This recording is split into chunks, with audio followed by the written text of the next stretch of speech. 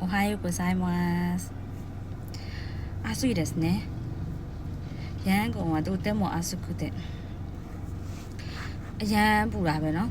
မိုးလင်းတာလည်းအရန်ပူညာအခုပေါ့เนาะဒီ IT အလုပ်တွေမှာဆိုရင် IT အလုပ်ပဲဖြစ်ဖြစ်ဘယ်အလုပ်ပဲဖြစ်ဖြစ်ပေါ့เนาะဒီဂျပန်ကိုသွားမဲ့လူတွေကအတိကိုသိရမယ့်အချက်တွေရှိရဲအဲ့ဒီအချက်လက်တွေကိုဒီချက်တင်ပေးထားတယ်ဒါပေမဲ့တင်ပေးထားလဲတချို့ကမကြည့်မိဘူးလေမကြည့်မိတော့ပြန်မေးကြတယ်ပြန်မေးကြတော့ထပ်ပြီးတော့ပြောပြအောင်မယ်เนาะဒီကကြတော့သေချာတစ်ခုချင်းပဲပြောပြတော့မယ်အရှိကြီးတွေじゃမကြည့်ကျင်ကြဘူးအခုပြောပြမှာကစာချုပ်ဝန်ထမ်းเนาะစာချုပ်ဝန်ထမ်းကဘယ်လိုမျိုးလဲဆိုတော့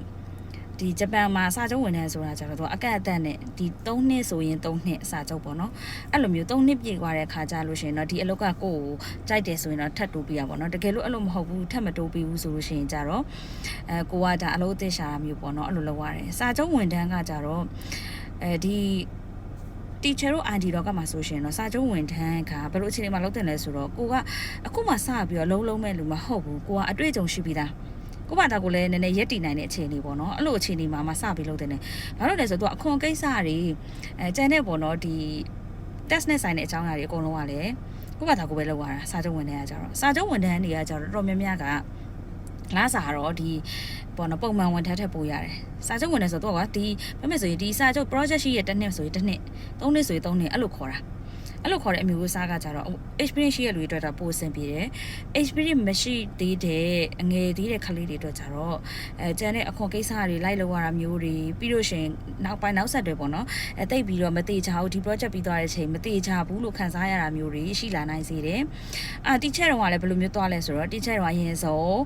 ဒီပေါ့နော် say shine လို့ခေါ်တဲ့ဒီပေါ့နော်ပုံသေးဝန်ထမ်းကိုလုပ်ပြီးတော့မှ teacher ကမပြီးပြန်လာကန်ဒီကြမှာဒါစာချုပ်ဝန်ထမ်းပြောင်းခဲ့တာဖြစ်ပါတယ်ပေါ့နော်အဲ့ကြောင့်မလို့ကိုအင်တာဗျူးမယ်ဆိုရင်ကိုဘယ်လိုဝန်ထမ်းအမျိုးအစားလဲဆိုတာသိချာမေးသင့်ပါတယ်ရှင်ဒါကတော့စာချုပ်ဝန်ထမ်းပေါ့နော်ခေယီယာခုရှာအင်းလို့ခေါ်ပါတယ်စာချုပ်ဝန်ထမ်းသူကကြတော့အခွန်တွေကိစ္စဝါကိုပါတော့ကိုလုပ်ရတယ်လာစာကပုံမှန်ဝန်ထမ်းတဲ့တော်တော်လေးများတယ်ပေါ့နော်teacher ဆိုရှင်လာစာက2ဆမတူဘူးပေါ့နော်2ဆလောက်ရှိရဲအဲ့လိုမျိုးနဲ့လုပ်ခဲ့ရတယ်အခွန်ကိစ္စတွေကကြတော့အဲ့ဒီကိုဘာသာကိုမလုံနိုင်ဘူးဆိုရင်ကြတော့အခက်အခဲလေးတွေတွေ့နိုင်တယ်ပြီးလို့ရှိရင်သူကလည်းဆက်ချင်းပေါ့နော်ငယ်လေးတွေကိုစာချုပ်ဝင်တဲ့နဲ့ခေါ်ရဲဆိုတဲ့အခါကျတော့မရည်ရဘူးပေါ့နော်ဒီ experience ရှိတဲ့လူကြတော့အလုပ်ရှာလွယ်လေအခုချိန်က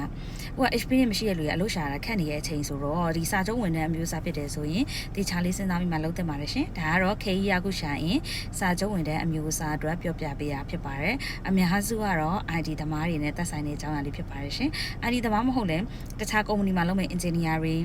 တခြားပေါ့နော်ဒီကုမ္ပဏီ